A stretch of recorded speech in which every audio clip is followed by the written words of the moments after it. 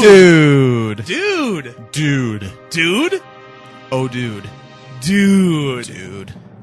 Take this, dude.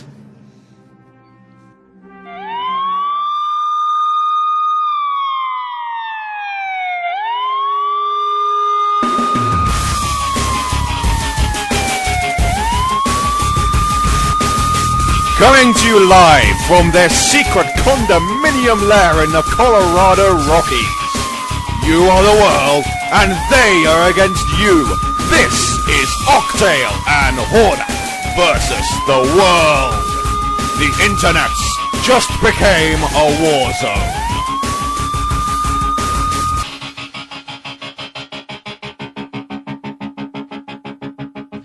Octale and Hordac versus the world is live and on the air. I am Octale. I'm Hordac. You are the world. And I'm back, so we're versus you together. That we are. It's a partnership of versus you. It's a partnership of versus you. Hordac was off doing spoils things. Yes, little spoils pre-release action for Seed, Children of the Lingomorph. Yes, indeed. And it was fantabulous. And you owned the face. I did. I played in 3.5 tournaments. On the first day, there was a sealed pre-release followed by a draft, and I won both of those. I was undefeated on the day. I was crushing.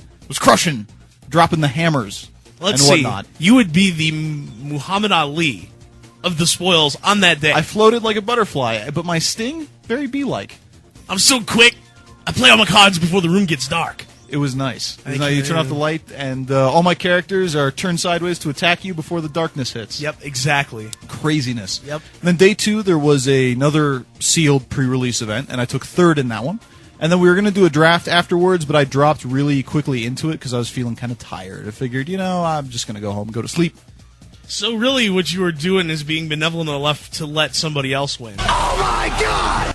As you can look at it however you want. The deck that I ended up drafting was redonkulous. I'm sure it was. And the set overall is retarded. So if there's anyone out there who plays the spoils or would like to play the spoils, this set is insane.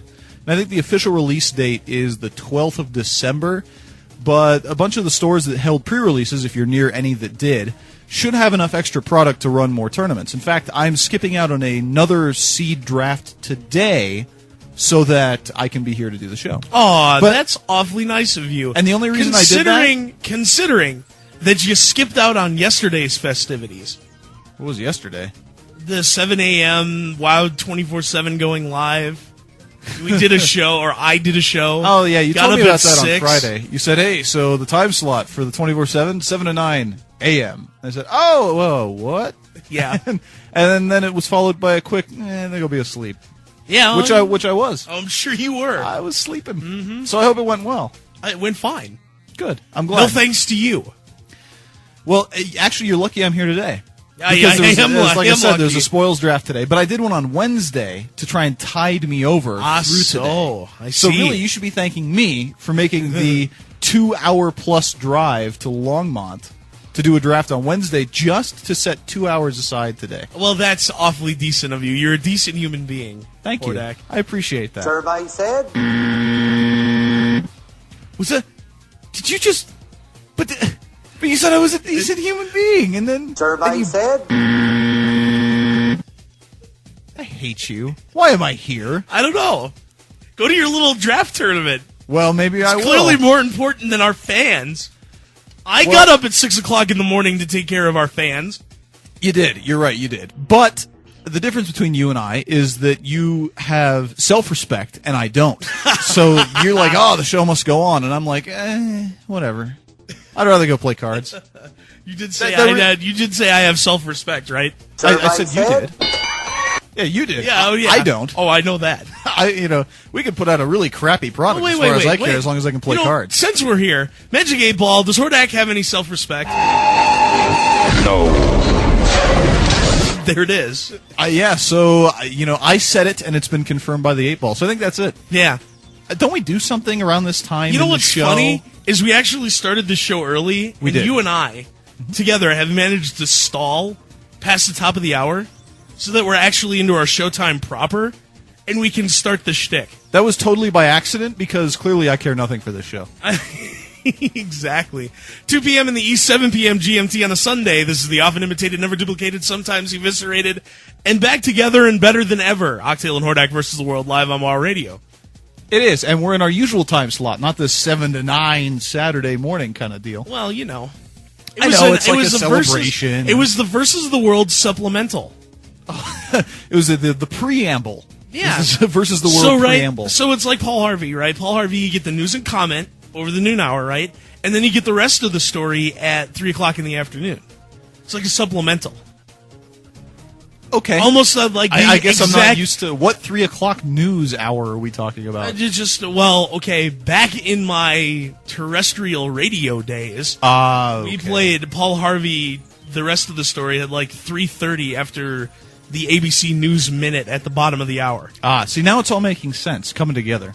I was thinking it was more like one of those spots, but then again, this is exactly what you described, but to me it's the, more at 11 kind of thing. So... could what you're eating be killing you? More at 11. Mm-hmm. That kind of thing. Gotcha. But in this case, it was, we could be versus you. More tomorrow at noon. Yeah, that's about it. 2 p.m. in the East and whatnot. Uh-huh. What else do we do on this show? We read emails. We do. We read lots of emails, including this one, called Resource Paradox. Coming to us from Viper Thrall, a Beast Mastery Hunter, Shadow Alliance, raid leader on Doomhammer US. Good day to you, kind and knowledgeable sirs. God, these people, you start the email so well. How can I not read them? Yep. FTW LTAL, a first-time writer, long-time archive listener. Last week's topic regarding personnel resources in-game hit home with some poignancy, prompting me to write you for the first time. See, this is great. We stimulate the peoples, and they write us for the first time. What is this we? Did you just say we? I did. We? No. We didn't do anything last week. No. You did it last week, but in general, we stimulate the peoples and cause them to write us. I stimulate the peoples. No. You stimulated the peoples last week. Every other week, I'm sure it's me. You know what? If you're a first-time writer on our show from now on, you need to credit who inspired you to write, which of us. And it can't be both. You have to choose. You have a choice, and it's between Octale and me. Buck, buck, buck, buck, buck. Oh my God. Why? Why? I'll tell you why. Why? Because we need evidence. One of us needs to have evidence against the other and say, what is this we? I stimulated the people. Can I read the email now? Yeah, you read your email. My rating organization suffers from a resource paradox. We are both abundant and scarce at the same time. Ooh. Oh, that paradoxical. Quite. Abundant in that we have a relatively large roster of raiders, but scarce in that we rarely have more than 2 or 3 over the 25-man limit. As I'm sure you can surmise, this is due to low attendance amongst the significant portion of our raider base. We are the union of 2 so-called casual guilds, a term I despise using as it really doesn't exist, and the frequent changes in real-life schedules of our members due to a host of reasons requires that we maintain a large player base just to operate. Again, I'm sure that you already perceive that this would lead to a host of progression and operational challenges, being the purveyors and commentators of all things gaming that you are. We do have a core of raiders that are nearly on every time. They have dots up on every time. But even they have schedule issues from time to time. I'm not writing in for an answer, but just to let others know that may also listen to your show that are in the same boat, that they know that they aren't alone. I believe this quandary is the true reason most casual organizations find raiding so difficult. There are solutions to this issue, but in our case, most of them would require restructuring both guilds along the lines that are unacceptable to us at this time. The guilds are formed based on their own goals, and raiding is merely a facet of that. Please continue the great work, and I hope Hordac was victorious last weekend. Viperthal, BM Hunter, Shadow Alliance, Raid Leader, Doomhammer US. That's a good point. And there are guilds that I know of, including the number 1 Progress guild on our server, Vindicatum, has that problem. Indeed. In which they have this massive pool from which to draw, but they can't seem to always get the same 25 people day in and day out. Which is a problem. Especially if your only goal is progression. Yeah. Well, and here was their solution. In fact, I told you about this. Because they realize they have such a large pool, they don't mind offending people who aren't playing up to snuff. They were the first Illidan killing guild on our server. They're a Horde-side guild. And if you were underperforming for any reason, you got the boot. Well, a warning first, like, hey, shape up because we got people who can take your spot. Yep. And, it was nothing personal. It was just, look, we're on the clock. We're here to do the business and kill the stuff. And so they did. Fair enough. So there are solutions. But again, their primary goal was progression. If your guild's primary goal is, just to be friends and have fun and not hurt people's feelings, that makes it a little harder. That's fair. Just give people the toss. Indeed. That is fair. Looks like you have a novella for us. I do have a novella. Dear Sir, sorry Hordac, but as much as I respect you and the awesome job you do, the Sir is dropped for you until you come up to Wisconsin and either tailgate at a Badger or a Packer game. So your knighthood has been revoked. Well, only in Wisconsin. Well, and since I don't ever intend to go there, since the horror of the Door County fish boil, I can lose my knighthood there all I want. Oh, what is the horror of the Door County fish boil? It's where you take a giant pot. This is in a county called Door County. I've been to it. I know where it is. I'm explaining to the people who might not know. Well, fine, but you're looking at me like you know where Door County is? Yeah, just a bit. No, we're just maintaining eye contact, okay, so we can do the fine. playoff and the whatnot. Okay. And the handoffs. And the shtick. Wait, we did shtick. Yes, we did. Future shtick. So that I can trigger you for future shtick. For example... As of yet, undone shtick. Sure. For example, if you want to write us... Octale and Hordac at gmail.com. OCTALE and... HORDAK. At gmail.com is the email address to get involved with the show. See, shtick. Shtick. And that was as yet undone at the time of the comment. Yes, but now done shtick. So Door County. Door County is a place in Wisconsin, and sometimes, maybe once a year or something, I was there for one of them. Maybe they do this more often.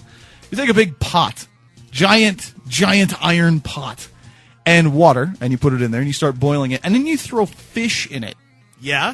And you just boil fish. Yeah. And you get this disgusting fish soup slurry nastiness that you eat with dry cornbread and crappy green beans or something. It was horrible.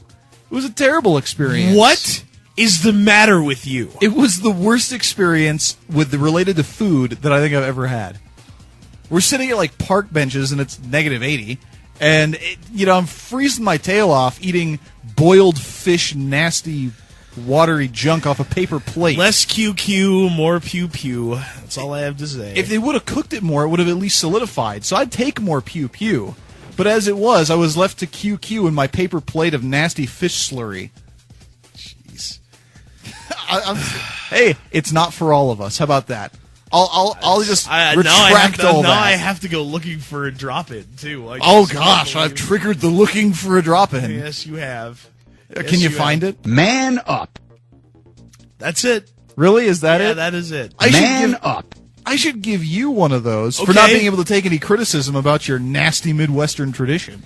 You don't have to go to it. There's a lot of other things going on in Wisconsin that are not whatever the hell it is that you're talking about. But you said you knew what it was, the fish boil. Right? I've heard of fish boils before, yes. Oh, okay. Yeah, I know what they are. Foul idea. Terrible. And when it's the basis of your family vacation to Wisconsin when you're like 9 or 10, it makes it even worse because you're like, okay, so it's cold and more cold. And, I'm sitting on a park bench, and I flew, and I'm here for this. And it's cold. Says the guy who can't take it when it's over 75 degrees. Like, God, it's hotter than the 7th ring in here. Well, where were you born on the sun? To each their own, I suppose. I am currently an officer, mostly in charge of recruitment and removal of guild members. We're a somewhat casual guild, but we demand A-game, mutual respect, and tasteful behavior, which includes behavior such as not showing up to raids under the influence of anything. And I would give that a ding if I hadn't, overused it already today. When it comes time to do research management on guildies, either by recruitment or booting people, I find myself the guy in charge. I always approach every situation by giving people one and only one warning to shape up or ship out. It has worked fairly well, and most either leave in a huff and begin shouting how I'm a ninja baby killer, humorless, etc. in trade chat, or do actually put effort towards reading up on encounters, bringing supplies, being less crude, etc. However, recently I've encountered a problem. The guildmaster's girlfriend has become a bit of a, for lack of a better term, bossy, snob-nosed racist who's bitter to pretty much everyone over Ventrilo when her boyfriend isn't around. She is a skilled player, well-geared, and our main tank. Well, that's the first problem. Yeah. The guild leader keeps dodging the matter or telling the rest of the officers he will deal with it out of game. She just believes that nobody has the right to check her behavior when he's not on, as we're all the same rank as officers. She's already caused 3 of the raiders to leave the guild, which is simply dismissed as them having thin skin. It hasn't ruined our ability to run raids, but lots of people are having issues with her new bossy and frankly very crude behavior. It is apparent that our GM seems to genuinely believe that we are just overreacting or that we exaggerate, and he has apparently pulled her aside out of game and asked her to knock it off, but nothing has really changed except she's cautious to not do it around him. Now, she seems to have a grudge with the officers since we've been, quote, telling lies about her, end quote, and is having a field day with some of us on one day and the other logging in and grinding for the entirety of a raid.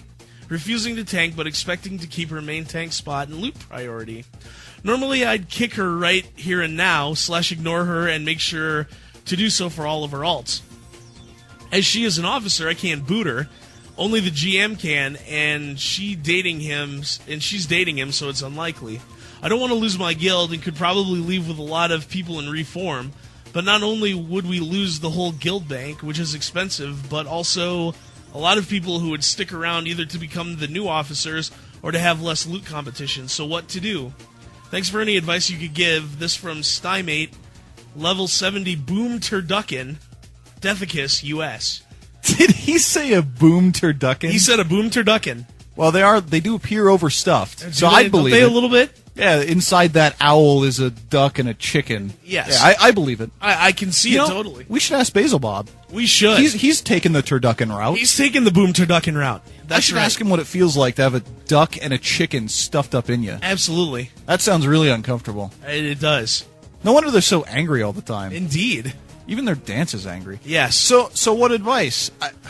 Document everything. Yeah, document everything. That's the first thing. Screenshots are your friend, especially if it's being done in guild chat. Just grab a screenie of it, and if you have fraps can record audio only, and it doesn't take nearly as much hard drive space that way. True. Try and record her little outbursts, especially racist ones. Oh yeah, definitely. And frankly, as a last resort, if she's doing this all in text, just report her to GMs. I mean, eventually she might even get banned.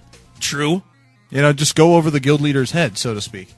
Yeah, you can do that, but realistically, if it's really, and this is what it sounds like, if it's coming down to a her or me or her or us sort of situation, just document everything.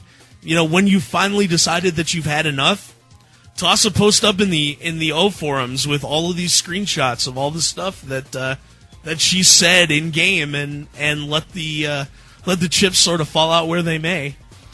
Yeah, and of course the penultimate advice is don't get into the situation in the first place where you have couples in charge of stuff. Yeah, because that's not good. No, because one just feels either unwilling or unable to call the other out on bad behavior. Indeed. And in this case, it sounds kind of one-sided, that's a whole different bag of bad. True that. So we have a first-time listening live email coming to us from Simru. Yo, dudes! First-time listening live. Listen to all the archives, but figured gotta listen live at least once. I am psyched. I'd like to request a Ric Flair drop-in and say that while Octale has more haterade occurrences, Hordac's haterade rants are more intense and thus worse. Thanks, Simru. To be the man, you've got to beat the man. Woo! I love that drop-in. I love that drop-in. Because I can just imagine his old flabby skin moving. And I know at the time, because you told me that was made a long time ago. That was in, 1985 or 6. Yeah, but see, I don't have that visual. I only have the current Ric Flair, who's 120, and he's just... He can't stay fit enough for the skin to stay tight. I'm so looking forward to the storyline that they've got him involved in. Right now. Basically, he's going to wrestle every week between now and WrestleMania, and the first time he loses his job. Oh, really? Yep. Wow. So Yeah. this is their way to retire Ric Flair. Pretty much. Well, there's two possible ways it can go, right? Eventually, he's going to rack up enough wins that he's going to be in line for some sort of title shot. Yeah. So they'll put a title on him of some description. No, the Come guy, on. he's gonna break a hip in that ring. He may. Someone's gonna just throw him. He's like, oh God, and not good. Dude, the guy broke his back like 30 years ago. Yeah. Yeah, I mean, we know the guy is at least fairly resilient. Well, yeah, but still, old man River breaking a hip in the ring, that's not good PR. I'm just saying. They're going to get sued. Oh, ageism, and you're making this guy do the thing. No, yes. he would never do that. No, he might not, but advocacy groups might. Well, Poor victimized Ric Flair, the nature boy. Who of his own volition walked into the ring at age like 600,000 and... Hey, but if you can sue people for spilling coffee on you and making you fat and smoke cigarettes... No, you're right. Yeah, he doesn't know what he's doing. It's the roids. They force feed him and whatnot. That's funny. Let's see. Are you reading? Yeah. Continue. I'm sorry, begin. Malachi. You didn't start. Malachi says, hey, Octale, and not so much that Hordacian Pope. Oh, is that so? Oh. Yes, indeed. Firstly, I want to give a shout-out to Flagship Games for making such an excellent game. Secondly, shout-out to you guys for talking me into buying Hellgate. Now, on with the real reason I'm actually writing this email. I know it's probably off topic, but I want to cover some of the things I have found a bit strange in Hellgate London. And I want to know what you think of these things. Firstly, I found it strange that storage is not global for all of your characters, or there is no way unless you have a trusted friend to transfer items from a main character to an alt. Which is unlucky for someone like me who has found legendary marksman upgrades, guns, and other things on my Blade Master, and vice versa on my Marksman. I figure this will be remedied soon, but until then, do you know of any other way to transfer items other than taking a chance on letting some random person take your items and hoping he is there when you log back on? Yeah, it's called playing with your real-life friends. Yeah, which I know for some of us, very hard. No, I'm not arguing that. I'm just saying, if you really got to transfer items in between two characters, then the way to do it is to use your real-life friends. That's true, because getting scammed is not fun, but preventable. Yes, absolutely. Secondly, I found it odd that the Augmentrix generates some really useless, rare, and legendary augments, and I guess it's fair, since it's based on a random number generator, but sometimes I wonder if it would be better if augments were generated based on your class and not your archetype. Or at least if you can learn the skills that your class can't usually learn, instead of getting an engineer's skill augment on my marksman weapon. Finally, something that has been bugging me is not having the money to invest into a subscription. Do you think the game will be playable later on once the holiday season is past and content begins to be pushed out? Thanks for the time and answers. That from Malachi. Yeah, the game's going to be fine. I mean, the game is going to be much the same as it is before the holiday season, except for the non-subscribers, there's going to be stuff that you can't do. And really, as a non-subscriber myself, I'm not too worried. I don't can't think imagine. that it would be very, very unwise for Flagship Studios to make their first big game not playable for some large portion of the people who bought it. Yeah, true. That'd be bad. That is absolutely true. We have time. Oh, wow. We are cooking along, but not nearly as fast as I had thought. Well, remember, we started like 5 minutes early. No, I recall. So, this is an email about something that I had not heard anything about. It's entitled Blizzard and Activision Merger. Coming to us from KG, Holy Paladin with greater DPS than a Ret Paladin, which is patheticad. This could be good or bad. Good, greater revenue reserves for future development of World of Warcraft, and perhaps a sci-fi MMORPG. Remember, Activision holds the license for the stillborn Star Trek MMO. Yeah, that would be fantastic. I would love that very much. Bad, more of the same. Easy games for the masses. See Speedy F40. Possible awesome, an FPS from Blizzard set in the StarCraft world like Call of Duty 4. I hadn't heard anything about this. I don't know anything about this either. I think this just happened very, very recently. And Could be cool. If it if it didn't happen very, very recently, apparently nobody cares. Because we would have heard something about That's it. true. I think that would have made some serious headlines. You would think. So, I guess my question is, because Blizzard is owned by Vivendi, a Blizzard and Activision merger, would that still fall under Vivendi? Yes. Or become a new publicly traded company? No, or what? what I think that happened is that, and I don't understand the details at all, but both Blizzard and Activision were under Vivendi's umbrella. Oh, okay. Now, so they've taken them and mashed them together. Gotcha. Well, and that may also have been to save a struggling Activision. Very possibly. Because Blizzard has revenue coming in hand over fist over hand over turducken. Name me the last good Activision game. MechWarrior 2 was pretty fun. That's what I mean. In 94 or whenever it came out. Yeah. So if you go a decade plus without making anything worthwhile, because I was just thinking, maybe they make like a MechWarrior game, MMO, and then I'm thinking, wait, that was like the last game they really made that was any good that I remember anyway. So yeah, hadn't heard about that. So I guess it's not huge news. Whatever. I am skeptical, as I always am. Clearly, Blizzard's got a set of pretty talented developers. A 9 million subscriber base for World of Warcraft would say that they have a pretty talented set of developers. Activision is kind of Well, maybe they just can't afford licenses for anything good. We always got to give them that benefit of the doubt. That's possible. I mean, maybe they got some really strong development talent, but like no marketing guys, no idea guys. Like, let's make a MMO about kittens. I don't know. I got nothing. Then merge us with Blizzard, and then we'll have some ideas and developers, and because they would just cut it loose. I mean, if everyone there sucked, wouldn't they just kill the project? I mean, assuming they were both under the umbrella. True. Yeah, because Vivendi, they're kind of cutthroat. I mean, that's how they got to be a gargantuan utilities company. That's fair. I don't know. I don't know enough about it either. I don't have any answers for that. Well, it's the speculation is what's going to happen to future now that were future Blizzard products that are going to be Blizzactivision. Blizzactivision. Activizard. It's the Activizard. Yes. Oh, that's now awesome. we shall spend time in front of the Activizard.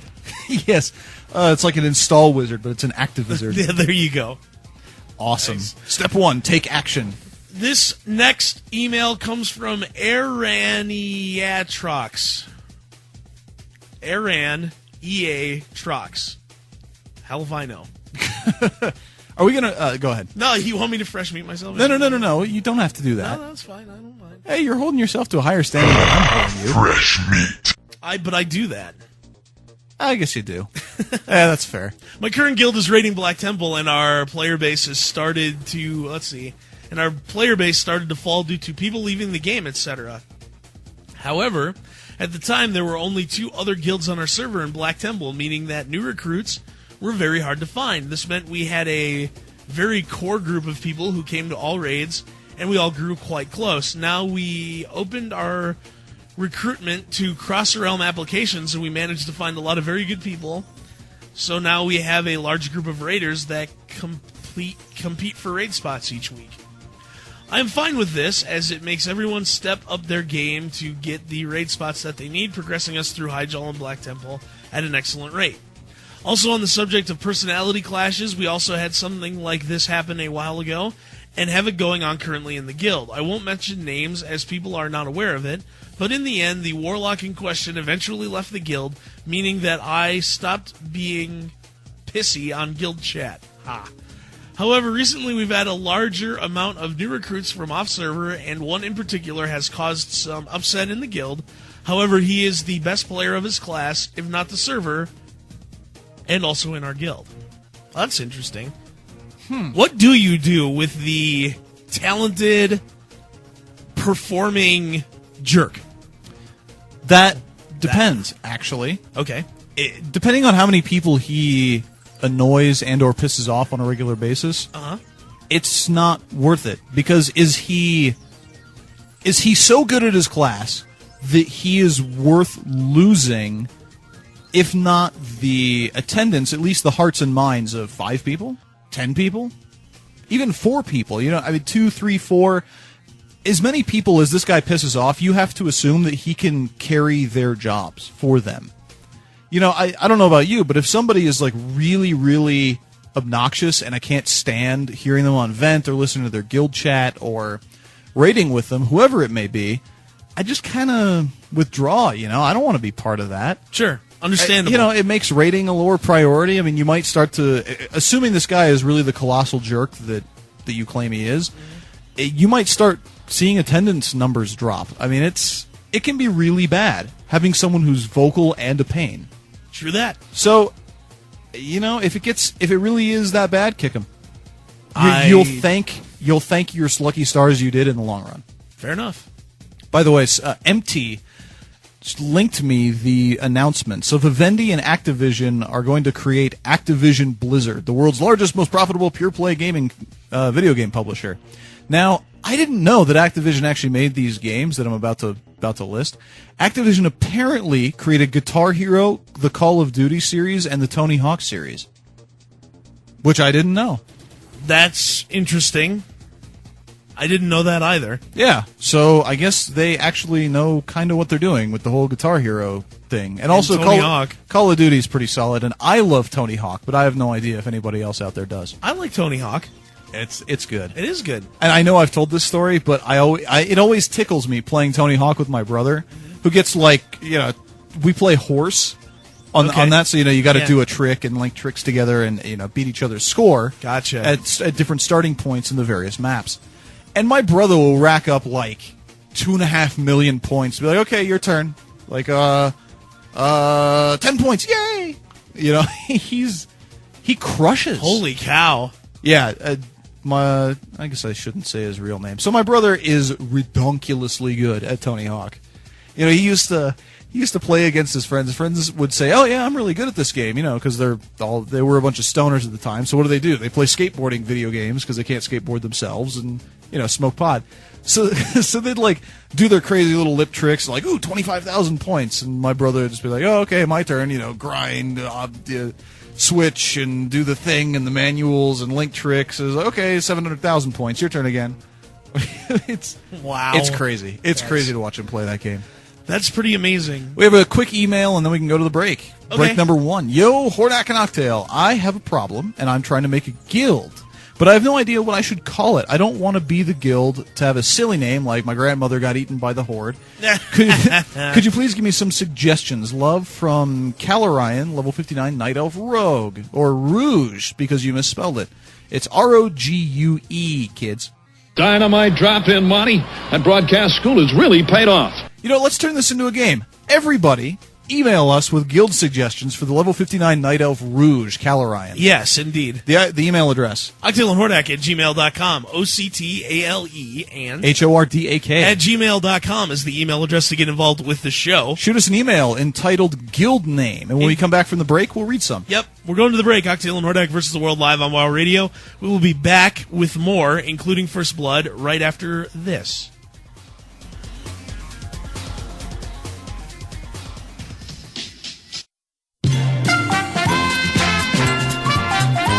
Hello there, folks. You're listening to WoW Radio here at WCRadio.com, and you lucky listeners are about to win a fabulous prize in the form of one of our shows.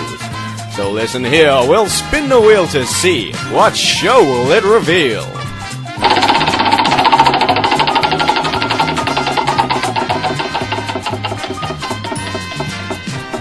Vendor Trash.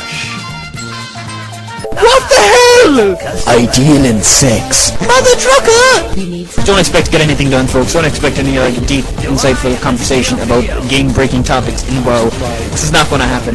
Mutant killer cows! Here's where Stanek skillfully reads the front page of World of Warcraft. They're after me, Lucky Charms. I don't do drugs anymore, really. Something specific? That's Vendor Trash, every Friday, 7 p.m. GMT, 2 p.m. EST. Buy something to leave! Yeah, but I'm not gay or anything. I'm metrosexual. Yeah.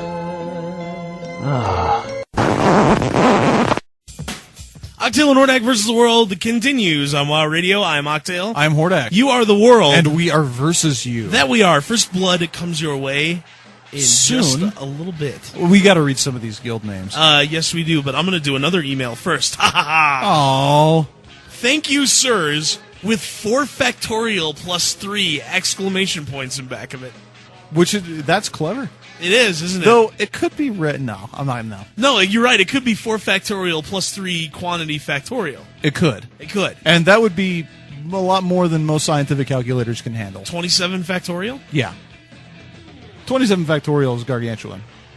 Now, huge! Graphing calculators. Amazing! Graphing calculators could handle it. I don't think scientific calculators can. Maybe. I'm not sure. I actually found the limit of the TI-83's capacity for numbers. As I recall, the 80 series could do factorials into 69 factorial. Yeah, that sounds It was about like right. 10 to the 99. So it cannot handle 10 to the 100. Right. Yeah. Very That was cool. fun to find out. Nerds! Anyway, here we go. Messieurs, Octale and Hordac. We're French. Why do you think I have this outrageous accent, you silly king? Just a quick email to say thank you. I'm currently ill, which is never any fun, and listening to your show is something for me to look forward to and makes a nice change of pace from sleeping, staring at walls, or reading old Judge Dredd comics. Great shows. Keep it up. That from Varnick. Well, thank you, Varnick. Get well soon, please, sir. Yes, you and your voice. It's very... At this time of year, or Yes. whenever you get a cold like this, but then there's also that, 3 weeks or so, I'll turn Yeah, into, 26 weeks. Well, how It long was that? It was 5 like 5 weeks weeks. last year, yes. Thank you. That was terrible. Thank you, I know. But the show goes on anyway. It does. So we got some guild names. We have Don't Tase Me, Bro. Let's see, from That's Sheep pretty Toucher. funny. Let's see. Zephyric says... Order of the Black Knights from Order Mr. of the Zephyric. Black Knights from Zephyric. From Cupcheck, we have Knights of the Hokey Pokey. Ah, yes. Also a magic card reference. Yes, Very good. as he said, it's named from an unglued card, but I find it funny as a guild name. Yes. Gnome Ball, Society of the Vertically Challenged. Challenged.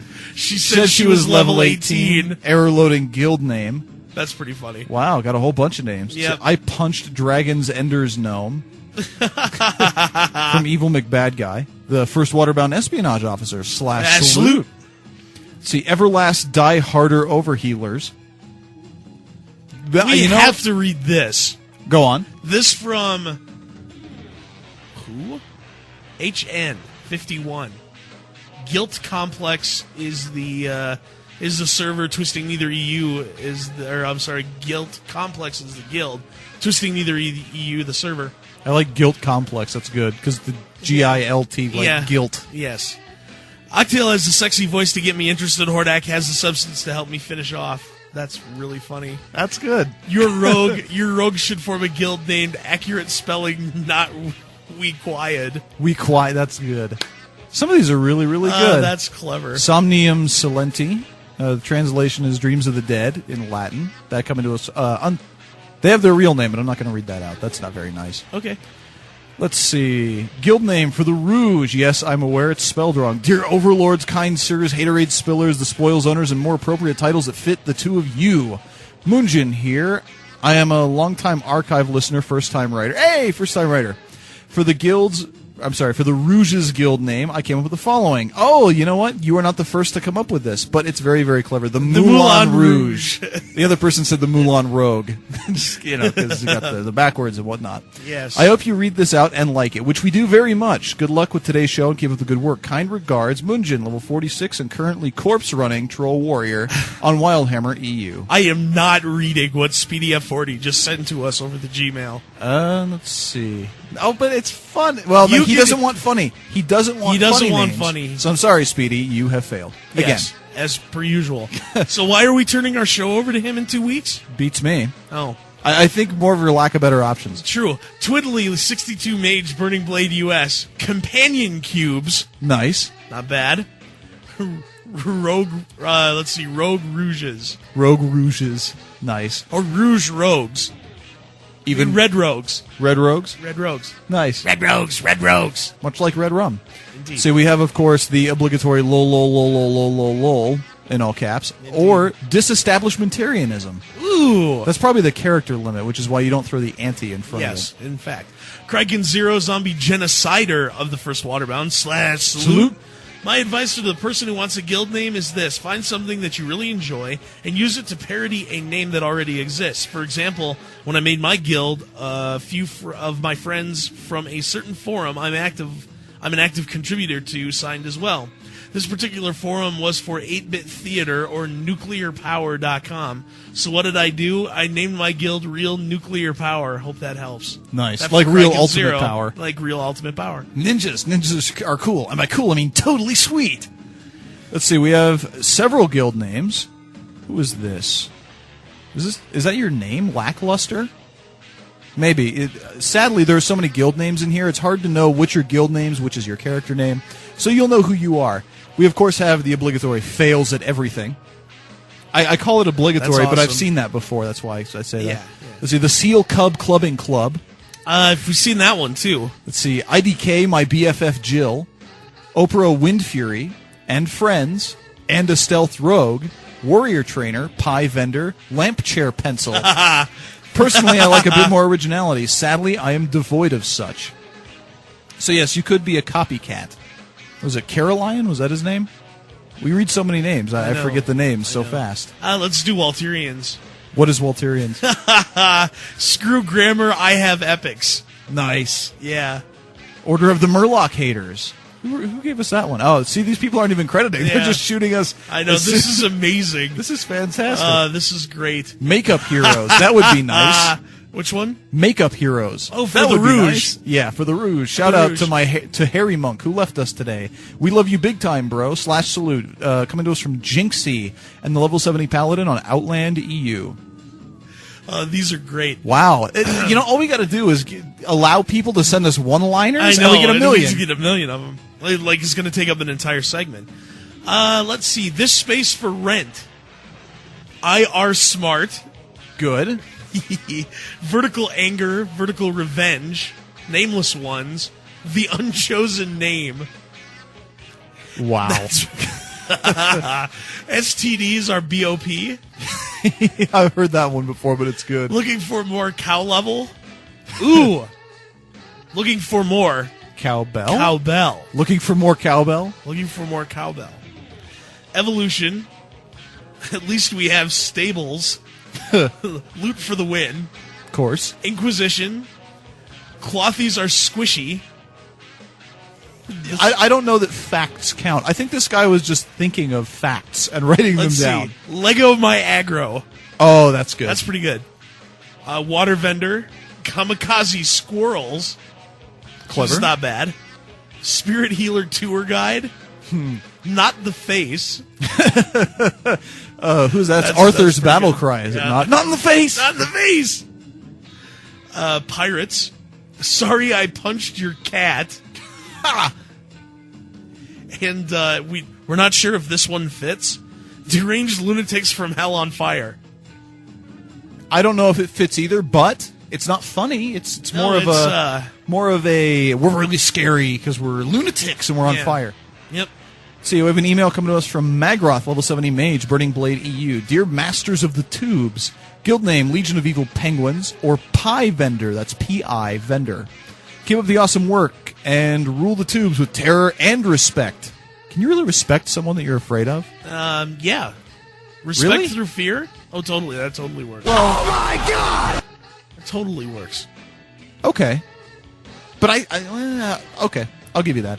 By the way, really funny vid below, Mortal Kombat in real life. No. I don't know that I want to watch that. Yeah, me neither. Someday. Shamans in space! From Aeronox. Come to us from Aeronox, 64 Awesome. Shami of Ysera. Let's see. Oh, an addendum. Coming to us from Creakin Zero. I just came up with something brilliant, and by brilliant, I mean totally ripped off. And that's the guild name, 27 exclamation points. Oh!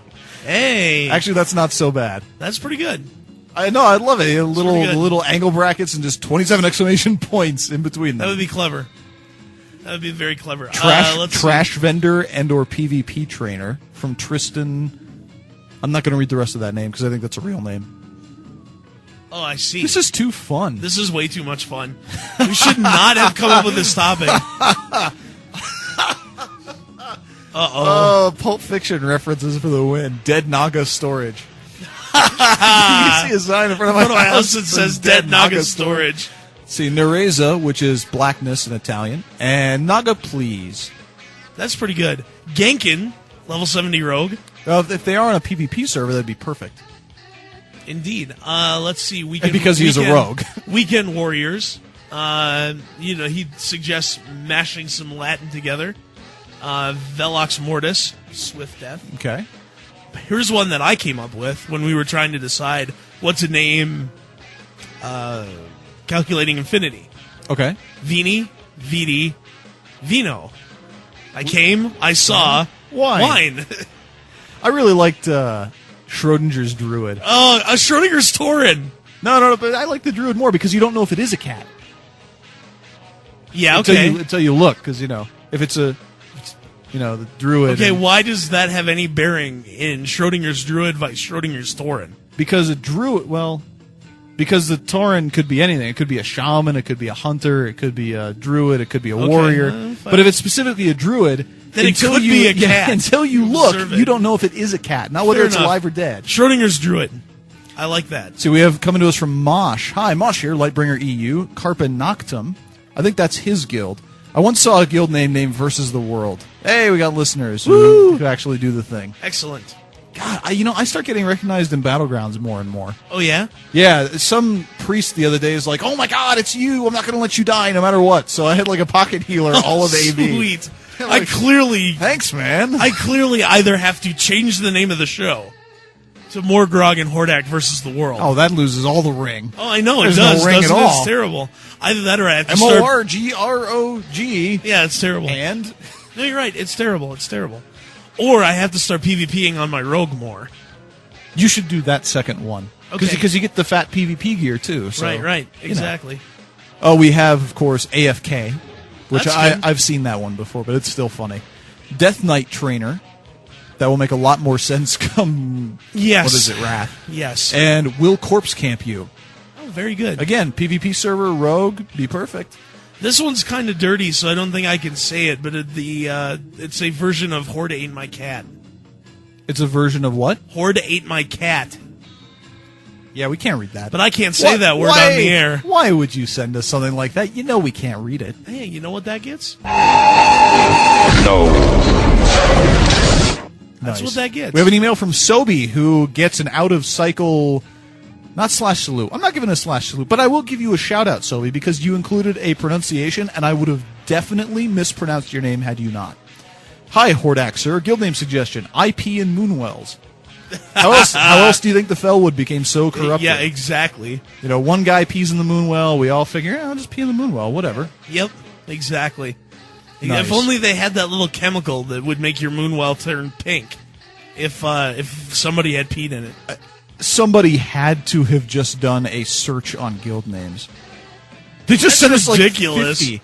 The Legion of Anti-Company, Hordes of Gnomish, Liberation Contingent, Defias Watchmen, Warriors of Tiger Dungeon Herd, Twilight of Death Loyalty. And if all else fails, you can always take one of, Death, Awesome, Dungeon... Darkness, Revenge. Justice. Yeah. Flames or Fire.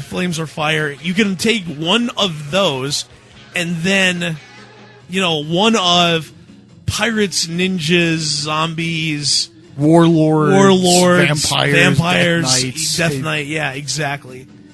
Pick a creature type from WoW. You know what we should do? Any creature type from WoW. We should set up a website that does this. It's the prefix, subject, suffix generator for guild names.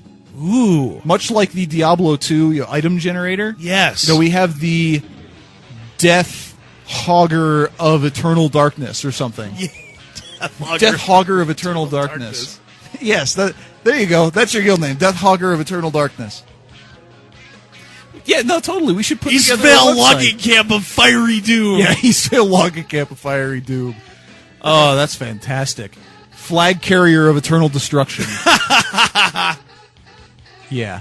This is good. This is a much better topic than what we were actually going to Yeah, talk about. no kidding. See, I could do this all day. Peon this. P-E-O-N, so peon this. That's clever. And, of course, the cake is a lie. Oh, the cake is a lie. Kelly goes from Nifio. You know, wow, that's a paradox. So the cake is a lie. So the cake is a lie. The Aperture Science Testing Facility attempts to entice you to your death with cake. Yes. Which would tell me that cake is better than pie in their eyes. Yes. But at the same time, if the cake is a lie, that would have to make pie better than it. Yes. So the Aperture Science Testing Facility has given us quite a quandary. Yes. Because the cake is greater than pie, except in all instances of pie greater than cake. Yes. You're scaring me. I'm sorry. It's just something that occurred to me. No, that's a good occurrence. Because I guess maybe because I used that argument at some point as to why cake is better. Because the Aperture Science Testing Facility told you that lured you to your death with cake. With cake. Huh. Maybe they're trying to tell us something. Maybe. That could be. Yeah. More guild names with many, many exclamation points. Nerdbots in disguise. Nice. It is. I don't know what Cal Ryan. I got to go find his name. Wow, we have filled this entire page of email with guild names. With nothing but guild names. I know, this is amazing. My goodness. We've always wanted to make a parody of my guild, Seekers of Virginity. What, Smiters of Virginity? Nantuko, Shadowsong EU from Seekers of Divinity. Cal Ryan, that's his name. Cal Orion? Cal Orion. So hopefully he's still listening and we'll write a second time. We are seeking him out a guild name, is that it? We are. That's the guy that who wants a guild name. The 59 gotcha. Night Elf Rogue. Sat Girls Don't Say No. Or Can't Say No. Ooh, let's see. We have Death Valley. B.O.B. Look at it sideways. I don't see it. What am I supposed to be seeing here? I don't see it either. We're using real airtime to look at this sideways. It's B space O-B, and I don't get it. I don't get it either. Forsaken, Immortal, Inertia. Ooh, Inertia's good. Nerd Herder Nation, for the heck of it. Pestilence, that's all I can think of for now. Hope it helps. From Talon Echo, 62 Hunter of Amenthul Oceanic. Hey, Oceanic listeners. Indeed. A chamois stole my bank. Ooh. Stole your whole bank? Yeah, a chamois stole my bank. Nice. Kill him, not me. Kill him, that's good. Yeah. Especially the two of you standing next to each other. Now, I get the idea behind this one, but I would have called it Mulgore Burger King instead of Torin Burger King. Okay. Because if you're stopping by the Burger King in Mulgore, the homeland, yes. the Torins, yes. the cows, and yep. the burgers, and yep. Hey, I'm eating my cousin George. These oppressors that are grinding our old... They serve Soylent Green. Oh my goodness. What's that? Super Mega Stealth Bombastic Iron Ninjas. One word. All one word? Yeah. If it fits. Yeah. That's a lot of cool things all at once. It is. See, somebody has a question for us about cheesecake. If the cake is a lie, and cheesecake is called a cake, but it is made like a pie, is it a lie or is it true? Oh my. Wow. That is a tough one. Now, it does have the cake-like quantity in that I have seen people put candles in it for birthdays. I have My seen mother, in cheesecake fact, does that. Done as a birthday-type dessert. But I've not seen that done with pies because, for the most part, it has like a fruit filling. You put the wax in there. It's kind of gross. It doesn't work so well. So it does take on that cake-like quality. But it's hard to get around the pie crust. Indeed. That is a tough one. Not if you like pie, it's not. No. I mean to circumvent as in to determine whether it is, in fact, a lie or true. Oh, it is a lie. You think it's a lie? I think it's a lie. Did the candles push you over the edge? No, it's not the candles because I've seen candles in pie, too. Really? Oh, yeah, specifically chocolate-style pies. That seems like it'd be disgusting. Well, no, but it's instead of a fruit filling, right, it's just like chocolate. Well, yeah, but wax and... Ew. You put wax in your cake. I take them out and then cut out that little section and take that out, too. You are a wuss. I'm not a wuss, I just don't like the taste of colored wax. Are you saying you like the taste of colored wax? I'm not saying I like the taste of colored wax. I'm saying I'm not so much of a wuss that I would cut the area around the colored wax out of the cake. So let me get this straight. You believe that you are so deserving of punishment, like eating colored wax, that for a birthday celebration, it's your day on your birthday. It's all you on your day. Who around here is buying me a cake on my birthday? Can I finish? So it's a moot question. It's not a moot question. Your question is completely defunct. No. Because nobody would buy me a cake on my birthday. Oh, that's not true at all. I would buy you a cake, but you don't like cake. You like pie. I know. So you can't cheat your way out of this one. So in principle, you're a man of principles. I am. In principle, yes. On your birthday, yes. Why should you eat colored wax? My day. Why should you eat colored wax? It's my day. I can eat colored wax if I want to. But you're saying you don't want to because you don't like it. You just don't cut it out because it's, I don't know, too much of a hassle. But I'm not such a food elitist as to deny myself the yummy cake in an infinitesimally small distance from where it contacted the wax. Okay. That I can suffer this little teeny tiny one molecule of cake touching one molecule of wax. I can handle that. Can you? Oh, yeah. Because I like homogeneous enjoyment throughout my cake. And having an area that has touched wax, I now have heterogeneous enjoyment factor out of each piece of cake, aside from the standard diminishing returns. I see. So you're a wuss. I'm not a wuss. Yes, you are. I just like constant delicious density. A little bit of wax has never, and I do mean never, detracted from the goodness of the cake. Ever. That's not true. It hasn't in my experience. Well, so in your experience, you see, you're saying never ever. See, I obviously had a different experience with wax and cake in that I actually took a bite out of a wax candle that didn't get pulled all the way out of a cake. That was disgusting, by the way. That's your own fault for not inspecting your food. I have an inherent trust of the people who would give me cake. If you're giving me a cake, I trust you implicitly. Uh-huh. I would trust you with my life. You give me a cake, I would get into a car with you, eat the cake, no seatbelt on. Total trust. Okay. I love cake, and those who give me cake. Apparently so. Let me jot that down. God help you if you put icing on it. I'm gonna put icing inside it. Hey, we got a right back from Cal Orion, the level 59 Night Elf Rogue, and he spelled it correctly with all capital letters. Thank you for all the suggestions. Shout out to everyone who has given a suggestion. Love from Cal Orion. You're welcome. And I'm glad that we got to destroy 30 minutes of showtime with this. Yeah, that's very, very funny. Ooh, this is fun. You're cracking up like Courtney Love does every day. Cheesecake is just a lie. Everyone that gets screwed because all cheesecakes are fat-free. Now that is a lie. You're right. Cheesecake is definitely a lie in that case. By the way, hi, Mom. Oh, we have which apparently is saying hi to the corpse wrapped in, what is that, silk? Oh, like a mummy? Like a mummy? I think it's linen, actually. You're right, it's linen. You're right, it is linen. So your corpse that you have somewhere in storage, obviously, wrapped with in all the linen. organs, ripped out, put in the canopic jars. Naturally. Yeah, so you're saying hi to the dead guy. The dead guy or woman who can't possibly say hi back. Yeah. I mean, even if they were alive and, attacking you and using magical powers. Because you certainly couldn't be saying hi to your mother. Because that, of course, is hi, Mom. Or mother. M-O-M. We got an explanation of the thing, and I can't read that.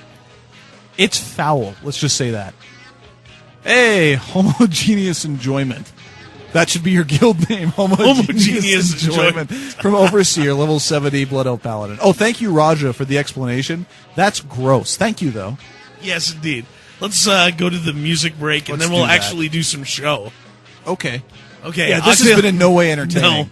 Just so you all know, whether you're entertained or not, we certainly have not been entertained in any way. All of the laughing that we've been doing is really covering up for the fact that we're frowning right now. Yes, we're very angry and very upset. Very angry. Octale and Hordac versus the World live on WoW Radio. 60 down, 60 to go. We'll be back, maybe with First Blood. And, yeah, so there'll be more show, and it comes your way right after this. Somebody loot the stupid core, huh? Wait a minute. This is my first time. I've never done this before. What am I supposed to be doing? Can we please stop pulling till the entire raid is ready? I need to repair. My armor's almost all broken. Communication problems? Get your game on with UGTservers.com, premium quality Ventrilo servers. With UGTservers.com, you get the highest quality codecs at half the price of the competition, and with Guild Deposit, your entire guild can share the cost of the server. With features like custom control panel, true premium bandwidth, and introducing Cold Spare Hot Swap, if your server goes down, you'll have a backup at no time. Don't wipe in silence. Minimize your downtime and save money on premium quality Ventrilo servers from UGTservers.com.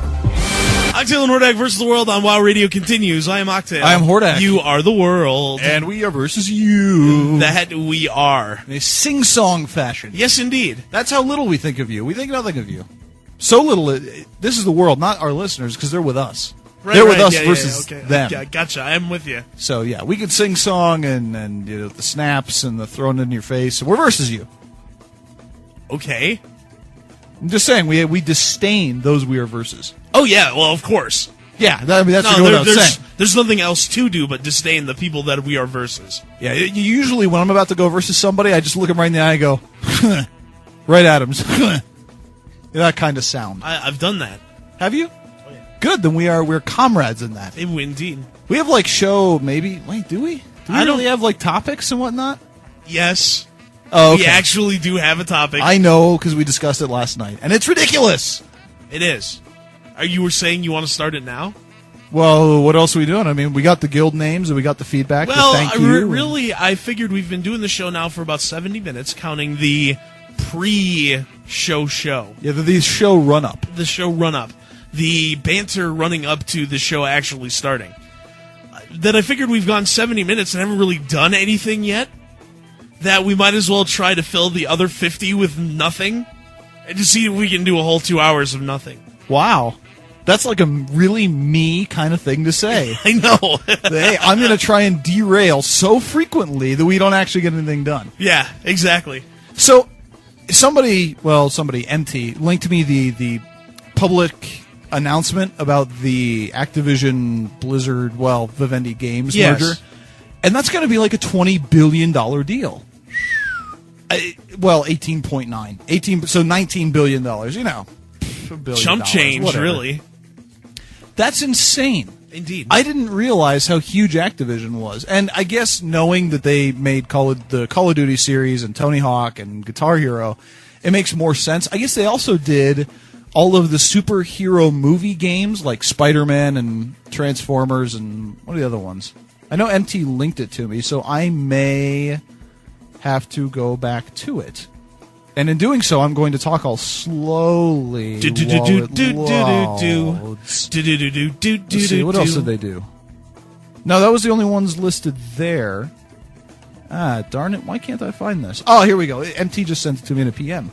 The Spider-Man games, X-Men games, Shrek games, James Bond. Apparently they've had that license since 2006, though someone else gave me the year on that.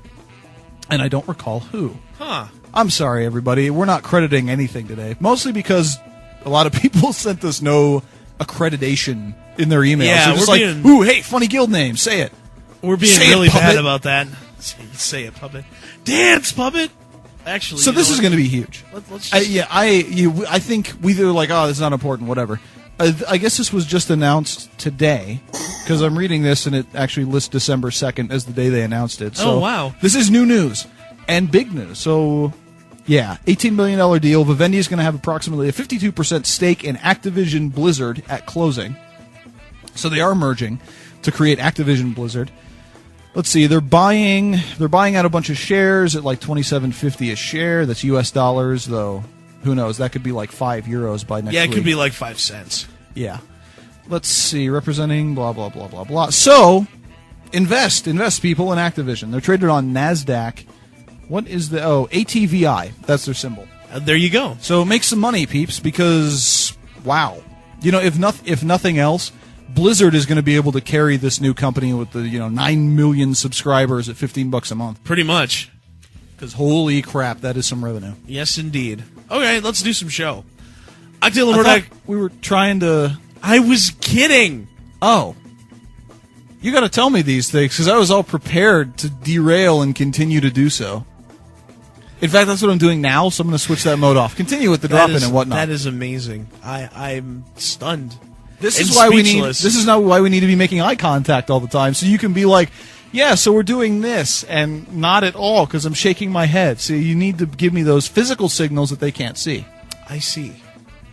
And you've known me for how long? Oh, I don't know, Almost 7 years? Yeah, sure. I don't remember. Yes, it's been 7 years. Wow. It's been as long as you've been in Colorado minus a month. Couple of months, yeah. All right, let's do the show. Octale and Hordac versus the World live on WoW Radio proudly presents to you First Blood! And our first blood topic is... Where are you at? What? No, I'm kidding. Where are you at? What you grinding? We happened to get an email from Snowscar literally as you were dropping the drop-in. Oh, no kidding. Yes, he says, I'm in your battlegrounds, grinding your mans. I only have Vindicator's boots to go, so grats to you, Snowscar. Ice Crown US. Yes. So what are we talking about today? Jeff Gerstmann is what we're talking about today. Ah, yes, one of the former writers and or editors of GameSpot. Yes.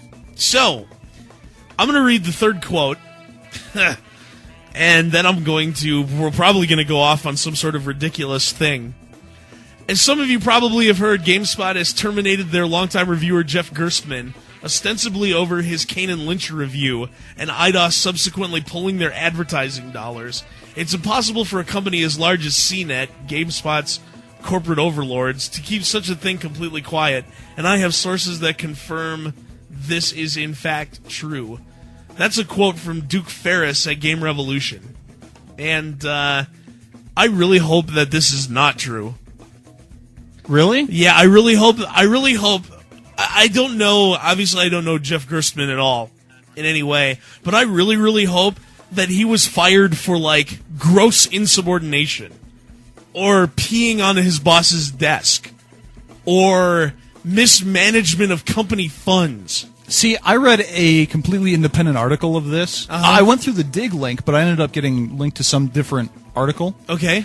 And they had one of his co-editors, or they had a quote from one of his co-editors saying that it was because of the poor review and the yanking of advertising dollars.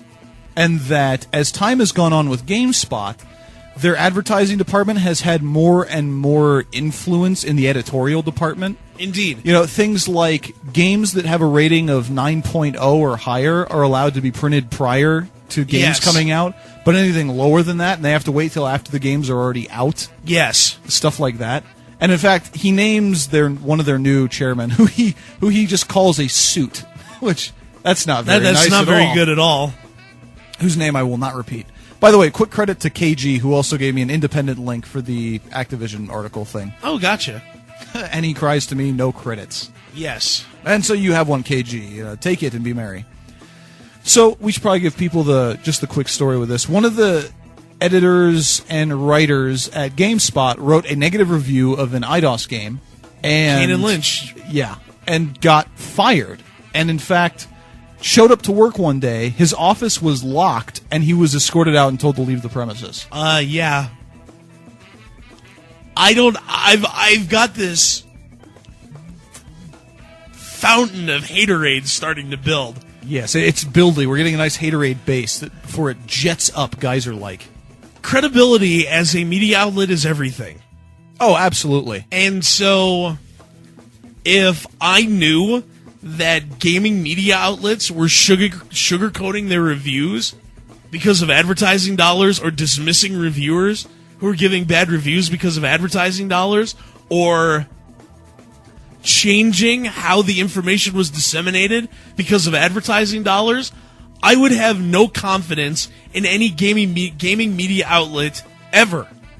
Well, Ever again. There'd be no reason to.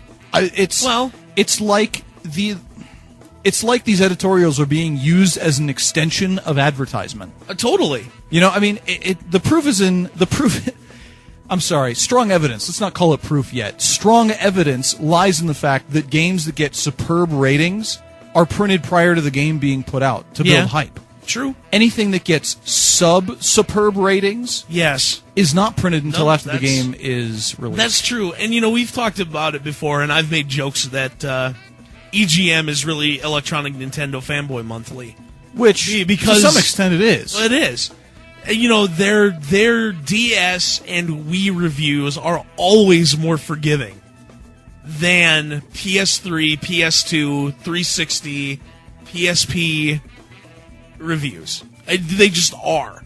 Absolutely. And I know this because I can look and see that I don't even remember some Nintendo game got Game of the Month over both Orange Box and Halo. That seems like it'd be hard to do, considering Halo sold like $350 million worth of copies the first weekend. That is impossible because there's nothing in Nintendo's stable that's good enough to be better than the Orange Box or Halo. Yeah. Say what you want to about Halo. I don't care for it and have no interest in playing the series. A lot of people liked it. Well, an Orange Box. So you're rating one game higher than the combined ratings of like 4 or 5 games. Yeah, well, that's unreasonable and hard to believe. I don't want to get bogged down in ripping on. Well, no. Electronic Nintendo Fanboy Monthly. No, you're right, but it's the point of the thing is that as your skew as an editorial writer becomes more and more apparent, sure, fewer and fewer people are inclined to believe you. Which means that your advertising dollars are in fact worth less than they were when you had legitimate content. Right, that's fair. That was unbiased. That's fair. But what I can do is I can read EGM, and I know that they're Nintendo fanboys across the board, and I can, basically take all of that content with a grain of salt. That what they're giving a 9 is actually a 7, and what they're giving a 7 is actually a 5. So when they give Disgaea for the PSP an 8, I know that if it were on Nintendo DS, it would get a 10. That kind of thing. Same thing with Game Informer, same thing with PC Gamer, same thing with used to be, Inquest Gamer before it folded. They hopped into bed with Wizards of the Coast. Oh, which I can't imagine why, because WotC already had its own magazine. Yeah, so why? Well, I can imagine from WotC's point of view why they do it. Well, of course. Hey, we own now everything. Yeah, so all the opinions you get are positive from now on. Sure. 10th edition really doesn't suck. Lol. No, really, we promise. So I guess we should give the people the email address so they can write us with their opinions on completely biased editorial reviews of media. Octale and Hordac at gmail.com. OCTALE and HORDAK at gmail.com is the email address to get involved with the show. And, but here's the bottom line. I will never trust a GameSpot review ever. I won't now either, now that this has been leaked. Anybody who advertises on GameSpot, I would be real reluctant to spend my money on advertisers of GameSpot. As would I. And while it may not be directly their fault, per se, because pressure comes from internally. It's like, hey, we got to get those advertising dollars. Advertisers can vote with their feet the same as you and I can. Absolutely. And so if GameSpot is writing bogus reviews, and everybody knows that, why not throw my money behind 1UP?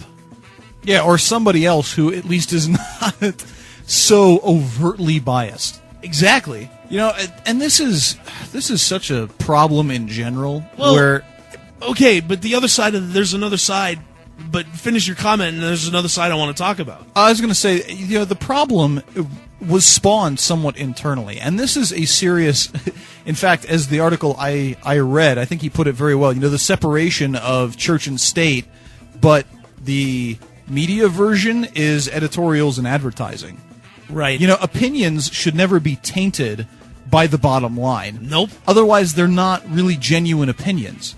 I mean, this goes for reviewing of any kind, whether it's video games, movies, TV shows. Yep. If I read a review in, let's say, Time Magazine or on Time.com, and I read a review of a television show, well, I know that the producers of that show don't advertise on Time, so they have no reason to lie to me about the quality of a television show or a movie. Right. So I'm more inclined to believe it. I mean, this is basic credibility, folks. If you are a media outlet and you want people to believe what you say, make sure what you say is completely true.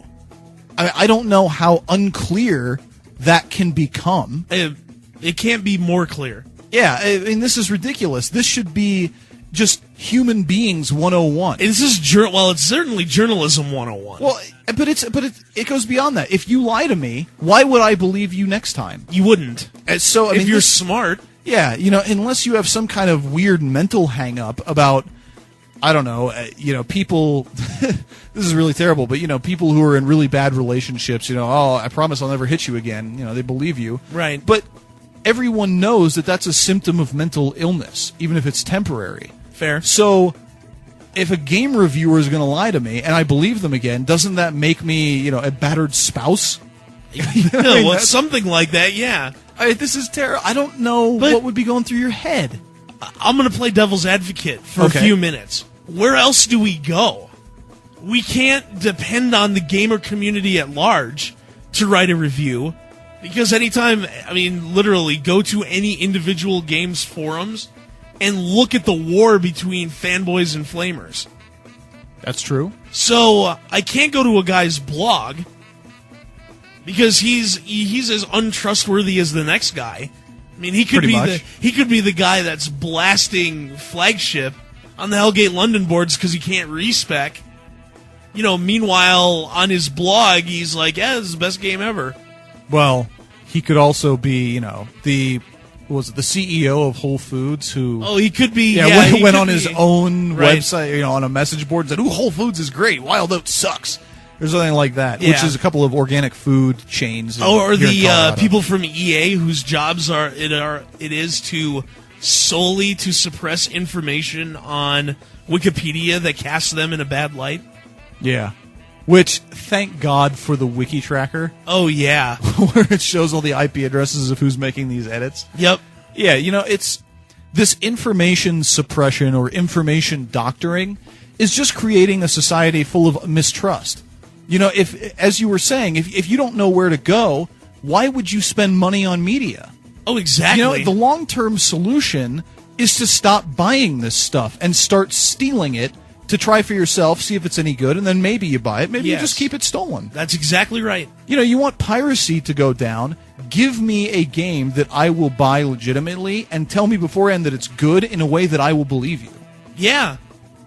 I don't understand. This is so short-sighted in general.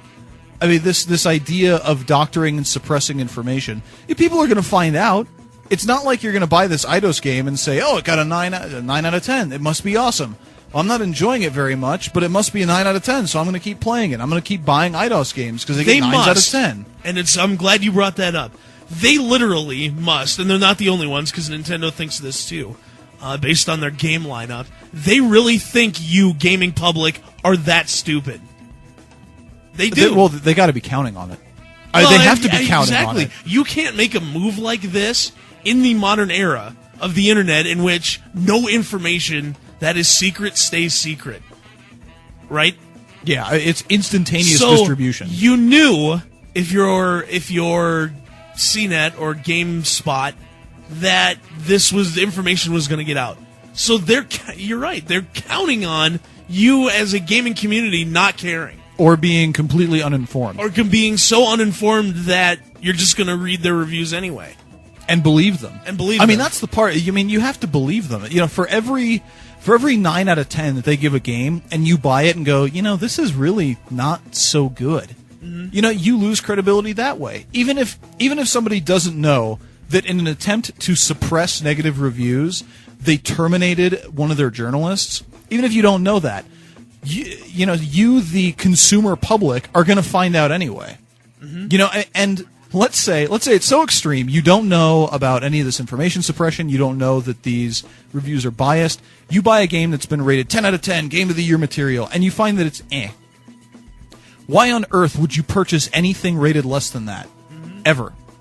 Like, well, I'm having a little fun, I guess, with this game, but God, how bad must 7 out of 10s be? Oh, no kidding. Yeah, talk about shooting yourself in the foot. I mean, you got to basically buy reviewers every time you release a game as an industry, because now you've set the bar so low, nobody's going to buy anything worse than the absolute best. Right? So, you lose this mix, this idea that there are different games for different people. Some people really like Command & Conquer, and I'm not one of them, so I don't buy Command & Conquer games. Those people don't buy StarCraft games, and you read the reviews, and if something says, oh, it's very Command & Conquer-like, I know that it's probably not for me. Or if someone says, ooh, it's very StarCraft-like, I know that it's more for me and not for Command & Conquer people. you have to be able to believe this stuff, and if you don't, you're not going to buy any of it. Right. That's absolutely right. It's hurting the industry and it's hurting the consumer at the same time, and it's all for this short-sighted, treating us like idiots, and that's insulting all into itself. Well, when we started this show 15, 16 months ago, I subscribed to Inquest Gamer, PC Gamer, EGM, and Game Informer. Yeah, you were full of trade mags. In fact. I had trade mags all over the place, they're literally. And I've let all of them lapse because you can go through Trade Mag X, I don't care which one, just start thumbing through it and go, oh, look, there's bias right there. On the pages of the print media. It jumps out at you. Oh, in yeah. fact. Tries to grab you and pull you in, but some of us you can tell that magazine company X has jumped into bed with developer Y, and none of their games are ever going to get a bad review. Yeah, and there are comic strips on this. There are, and Mifio actually writes us, so I'm going to read his email. Mifio on reviews. Dear Octale and Hordac, or Hordac. First of all, congrats to Hordac on the wins. Woot. As for my 2 copper, EGM isn't Nintendo biased anymore. The recent reviews of DS and Wii games have been pretty low, and the Xbox 360 games have been high. Just thought I'd let you know. Coming to us from Mifio, /rude to pee on this.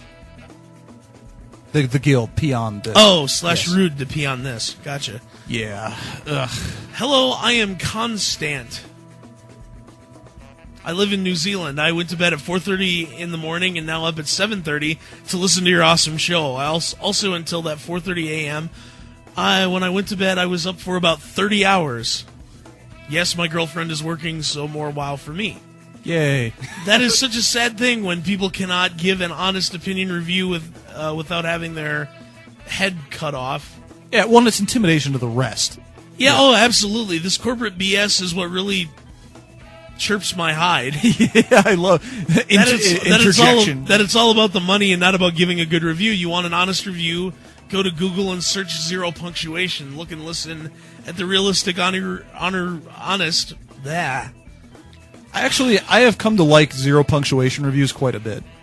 I'm going to have to start frequenting 0 punctuation. It's very funny. And, if that turns to junk, then so be it. But for now, a pretty good source of info. Sure, definitely.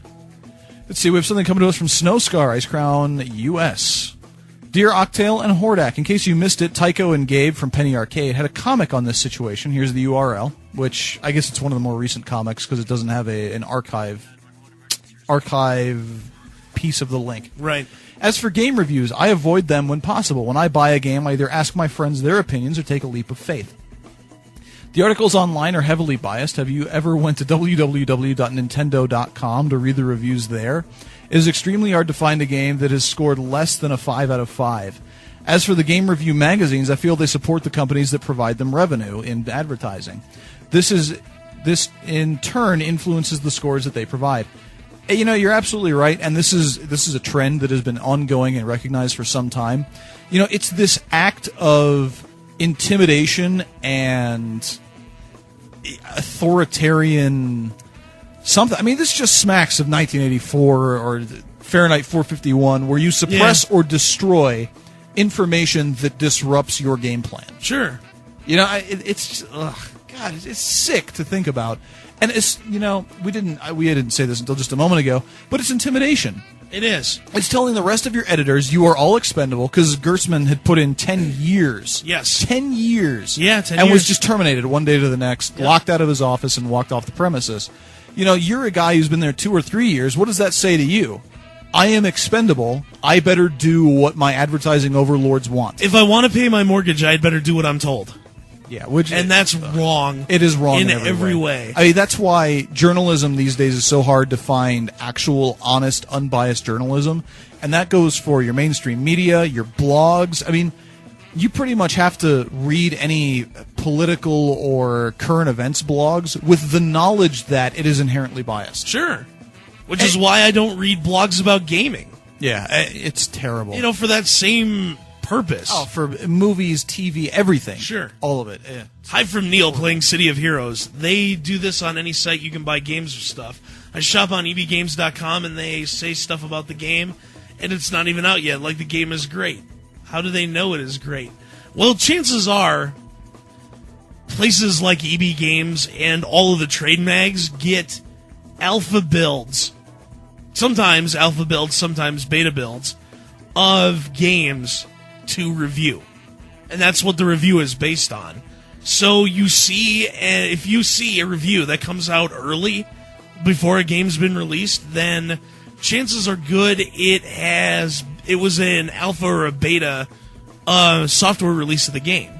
But in that case, they don't know any better than anyone else if the game's any good or not. Right. I mean, in theory, if it's an alpha, there's still lots of work to do. Oh, definitely. So to give a positive or negative, I'm totally for people who post about betas of games saying, yeah, it looks like it could be really good. It has these issues. Right, but, right.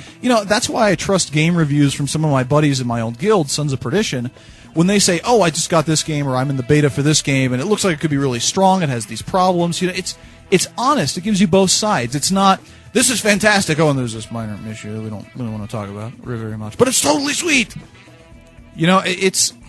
I want both sides. Even games that I am inclined to really like, I'm happy to hear the negative because then I have a completely informed opinion and not this garbage, oh my god, it's the greatest thing ever, you're going to feel like you've been dipped in honey and licked. Oh, yeah. Yeah. It's like drinking unicorn giggles. Yeah, that it is. Let's go to the break. Octale and Hordac versus the World live on WoW Radio, 90 down, 30 to go. And we will be back with more on First Blood, which is do video game publishers have any credibility anymore? And we'll take your opinions and talk more about it, and we'll be back right after this.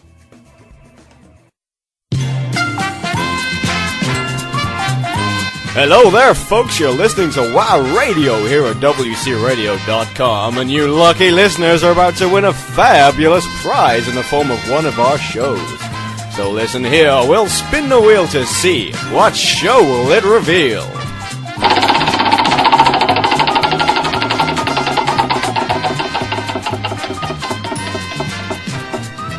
Warcraft Anonymous. You love beating it? We don't have a problem. Yeah, we can stop whenever we want. We just don't want to. What? Who are you? I don't know. What are you doing in my room? Burn her! Burn the witch! Burn her! I am not wearing a shirt. You were looking at me like you expected me to say something. I find your lack of pants arousing. You leave your mom out of this. Leave my mother out of this. So Railvis is distracted by his computer again. So what? Actually, I was distracted by your underwear on the floor.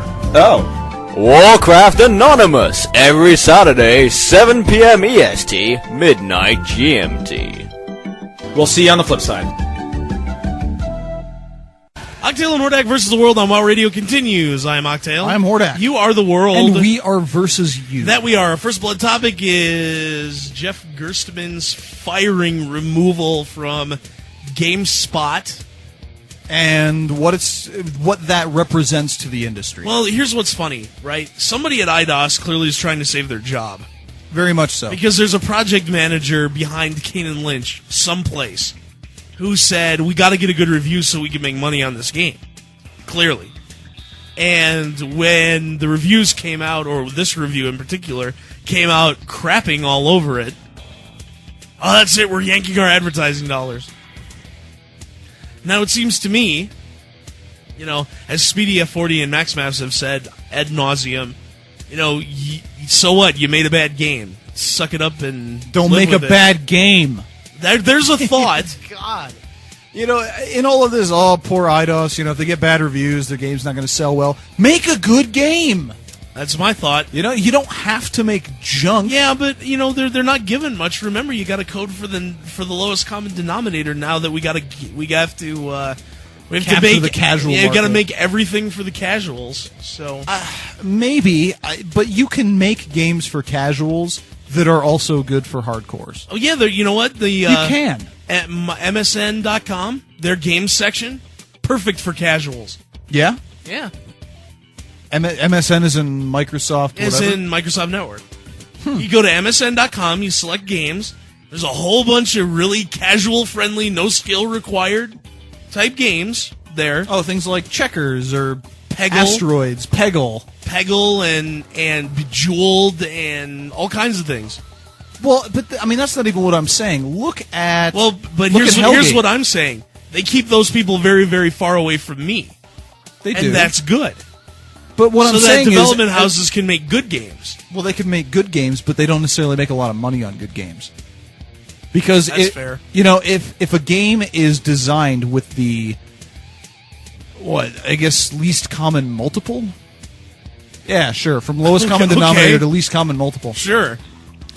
Then you have isolated your exact market, and now you need to sell more copies. I'm sorry, you need to sell to a higher percentage of that demographic than if you targeted your game to a larger pool of people. So I understand. Now, see where I'm going with this. Let's take a game like Hellgate London. Okay. Hellgate London is a hack and slash, shoot 'em up, no subscription required, Diablo-esque game. Okay. Lots and lots and lots and lots and lots of people played Diablo and Diablo 2. Indeed. I don't believe for an instant that all of those people would be considered, hardcore gamers. Okay. Not even close. However, within Hellgate, within this very easy model of how you go through and kill stuff, there is a much more complex series of sub-games and sub-tasks that you can undertake.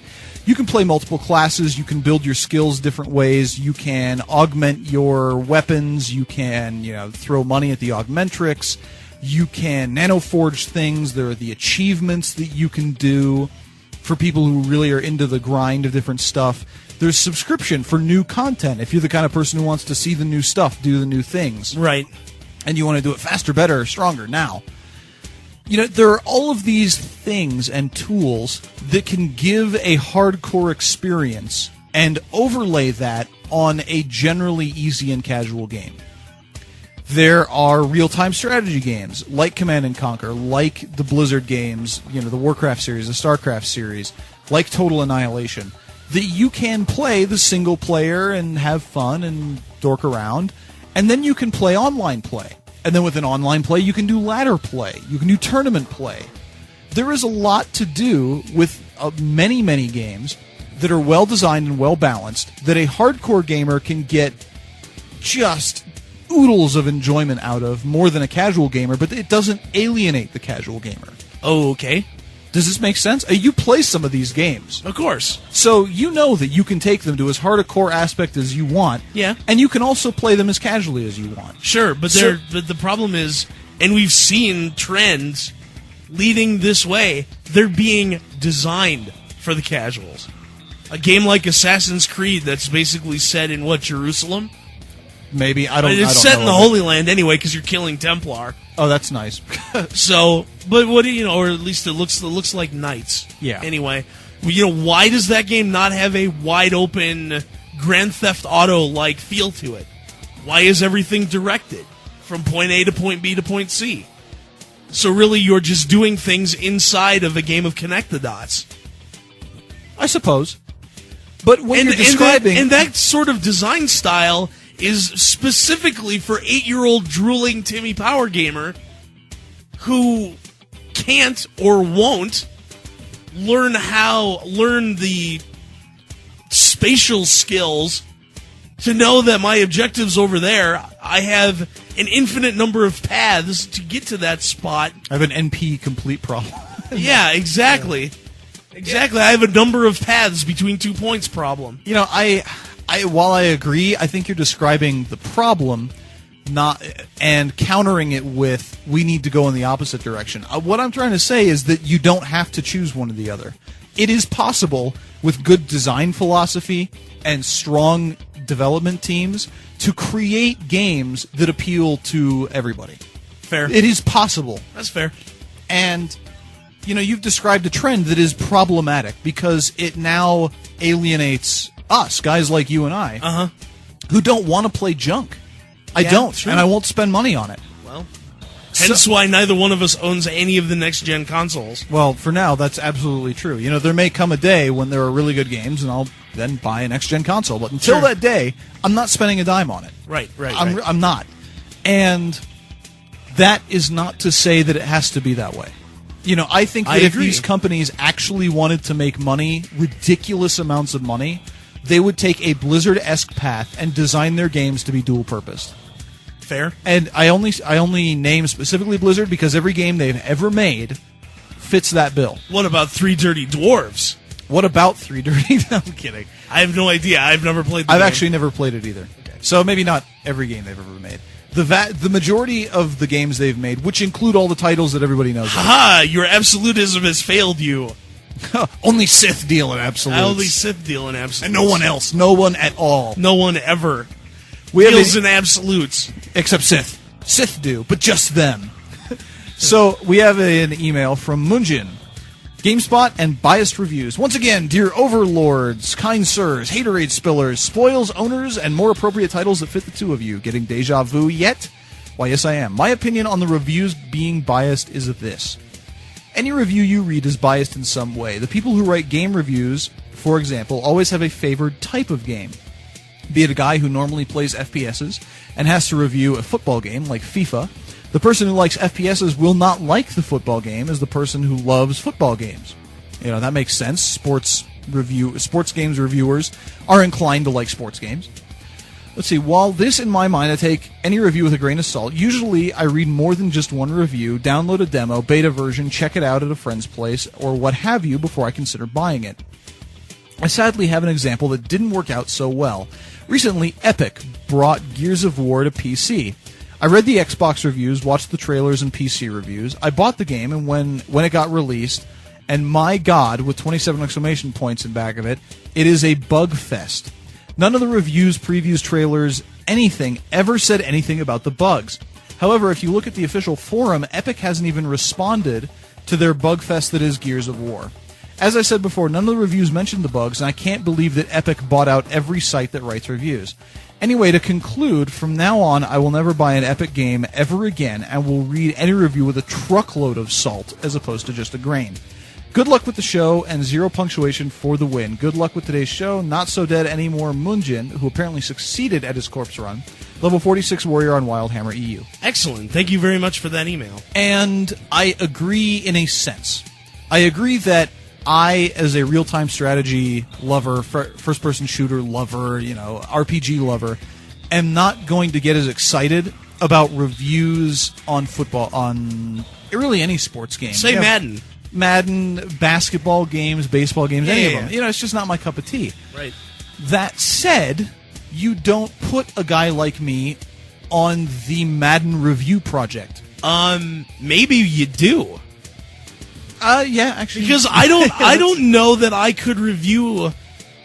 Take two competing franchises. Take Madden 08 and the new NFL 2K8. Okay. I could not. I'll be honest. Give 2K8 a decent review because, in my opinion, you have to have real football players to do a football game. What does 2K8 do that is not They that? have historical football players. So it's like Johnny Unitas throwing to Ricky Williams or some goofy thing like that because, of course, EA and Madden has the license. Gotcha. For the NFL. So, in my opinion, NFL 2K8 or Pro Football 2K8 isn't a football game. Right? It's the NFL game is Madden. The Tecmo Bowl game is now, if you can call it that, is... it's NFL Blitz. Yeah, exactly.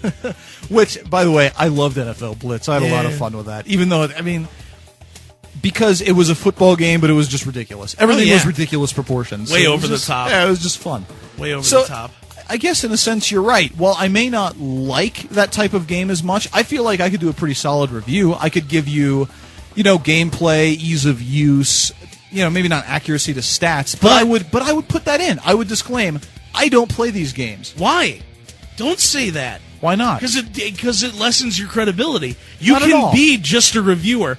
Perfect example. I'm the right guy to review RTS games because outside of StarCraft, I don't play them.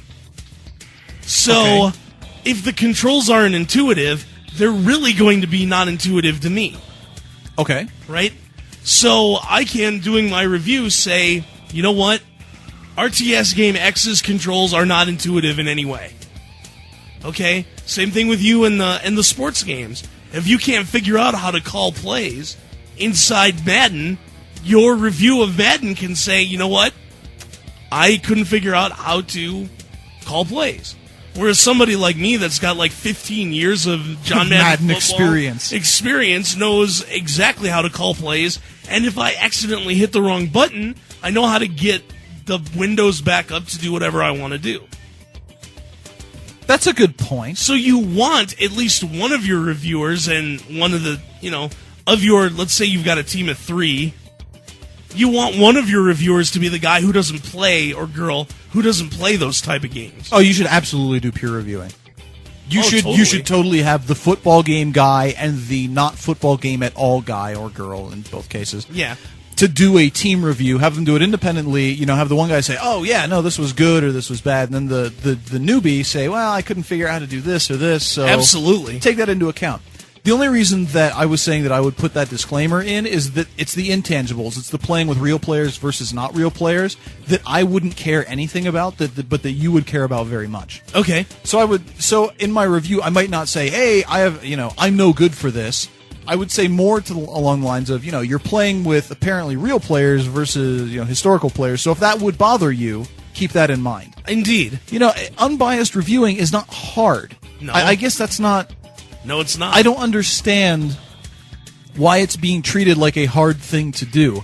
Just because everybody is biased doesn't mean that it would be hard for them to be unbiased. Yeah. Because that's the majority of the emails we've gotten. In fact, every email I've read so far has said exactly that. Well, you're never going to find an unbiased review. Why not? Why wouldn't you find an unbiased review? It is, in fact, in your best interest to give an unbiased review. There's a difference between personnel bias and advertising bias, right? I mean, personal bias, if I really, really hated ID. Okay, let's say I've got a personal grudge, for against whatever ID. Reason, against John Carmack. Okay, I can then get back at him, and allow my personal grudge to be fulfilled in some way by trashing all of ID's games. You could do that. But, so GameSpot had a technique. In fact, this was what I read in the other article from one of their co-editors. They vet all reviews amongst the whole journalistic team. So they write out stuff like that. Okay. They edit out, well, this isn't really accurate. This is an opinion. This is personal bias. You can't say these things. Right. But you can keep the general feel of a review and just make sure to take out all of the superlatives and the positive and negative that seem like they have some personal weight to them. Fair. So you can do that. Like I said, you could do peer reviewing. You could do team vetting, which is vet, V-E-T-T, for those who don't know, is to verify or double check, something like that. So you can do things like that. There are techniques to sort of iron out your personal grudge against John Carmack. Sure, for example. Of course. And again, this doesn't hurt anyone, I don't think. I mean, yes, you have the chance of a company like IDOS going, oh, well, we're going to yank our advertising. Good. If a company can't stand by its product and what happens when they release bad product, I mean, they shouldn't release products. GameSpot should have stood up and said, fine, we don't want your dirty money. Yeah, they should have, because you want, as a media outlet of any kind, the best compliment you can get is when people refer others to your site because they know they're getting the best quality information. Absolutely. Or the best quality entertainment. Yep. When one can say, oh, you got to check out the review by so-and-so on this site or from this outlet because you can trust what this guy has to say. That's your superlative. Yep. That is what you aim for. Yeah, absolutely. It's part of the reason why we're so quick to take corrections when people email us, hey, you got this wrong, hey, this, hey, that. We don't catch them all because, again, we get thousands of emails these days. But anytime we see that stuff, we're very quick to correct ourselves, give out credit, because we don't want people saying, oh, yeah, those guys never admit when they're wrong. Totally. They said this and it's totally false. We don't want that. Yep. Because it only is good for us if we can be trusted. And it is only bad for us and anything that we talk about if we can't be trusted. If we'd say, hey, you should buy Hellgate London because we think it's really awesome, and you go, yeah, but you also think that Crazy Frog Racer is really awesome. That's not what we want at all. No. Or, you guys gave a 10 out of 10 to X, and that is totally bogus. Battlecruiser 3000. Yeah, you guys give it 10 out of 10 to Battlecruiser 3000, so does the Game of the Year, and I spent my money, and you betrayed me. Exactly. That's not what anyone wants. Nobody wants that. Because everyone is hurt by that. Yep. The people who put out Battlecruiser 3000, you'll never buy another game by them again. No. You'll never trust anything we have to say again. Right. It hurts everyone. Dishonesty is only hurtful, especially when it's supposed to be a news or factual source. Mm-hmm. This from Mock, official light bloomer of the first Waterbound and token crit chicken. Actually, Crit Turducken. Of the Calculating Infinity Guild of Ice Crown US /salute.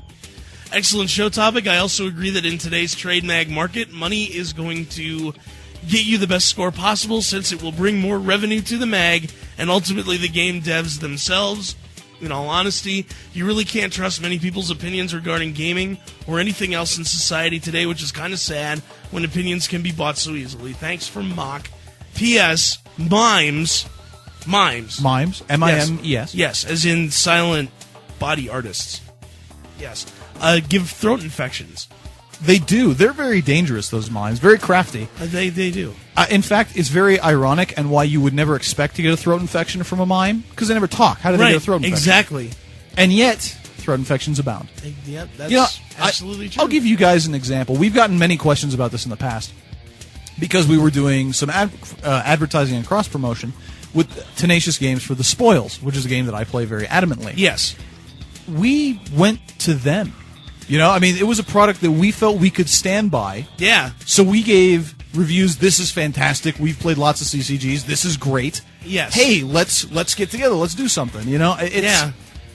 It's possible. You really can get into bed with a company because you believe they make good products, not because they're just throwing money at you. It boils my blood and drives me nuts when money is the point source problem in one of these type of relationships, and where deception is very clearly involved. Oh yeah, certainly.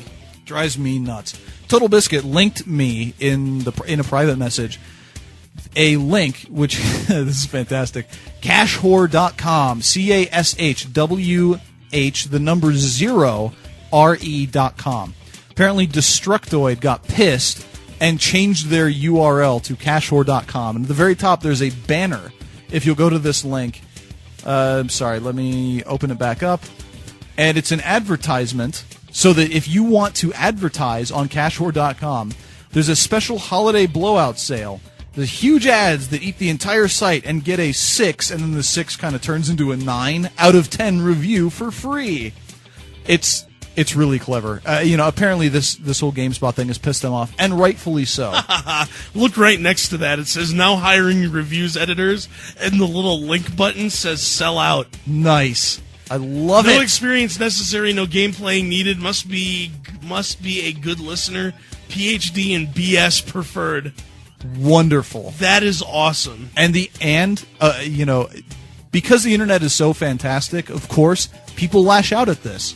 Because they should. Because I don't want to be lumped in with a bunch of lying, advertising dollar bought and paid for journalists.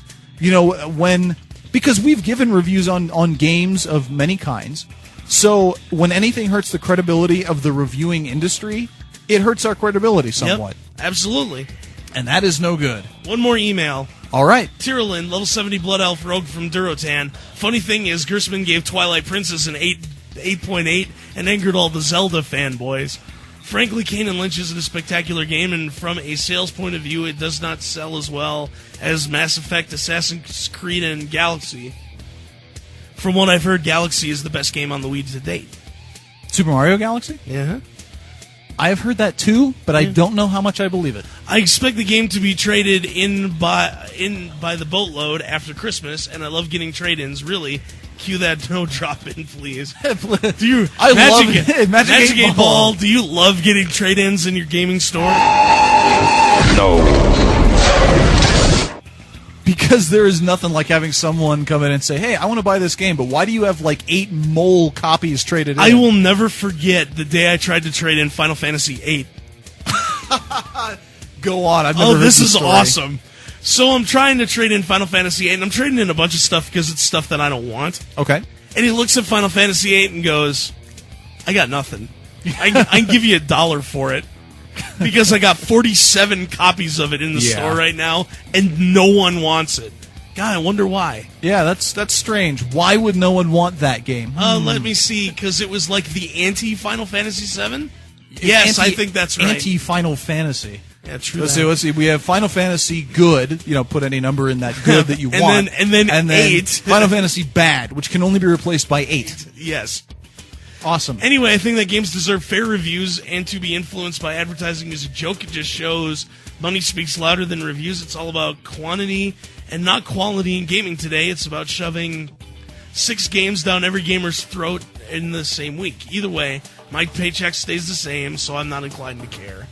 Tiny, dude! From Tierlin. So, you're absolutely right. It is trying to sell more copies to kiddies. I mean, that's part of the move to target younger casual players or grandmas or whomever. Exactly. Because it's easier to sell them crap. Yeah, they don't know any better. Yeah.